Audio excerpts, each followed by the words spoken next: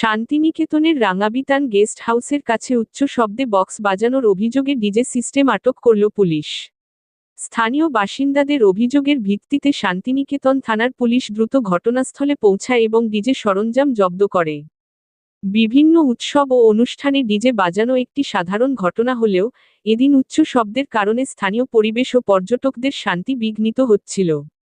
Police জানায়, অভিযোগ পেয়ে ঘটনাস্থলে অভিযান চালানো হয় এবং আইনি পদক্ষেপ নেওয়া হয়েছে। উল্লেখ্য, শান্তিনিকেতনের মতো পরিবেশ সংবেদনশীল স্থানে উচ্চ শব্দের কারণে প্রশাসন প্রায়ই কঠোর পদক্ষেপ গ্রহণ করে।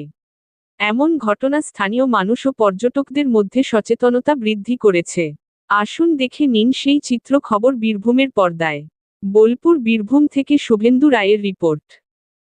আপনি কি অতি স্বল্প মূল্যে বিজ্ঞাপন সম্প্রচার করতে চান?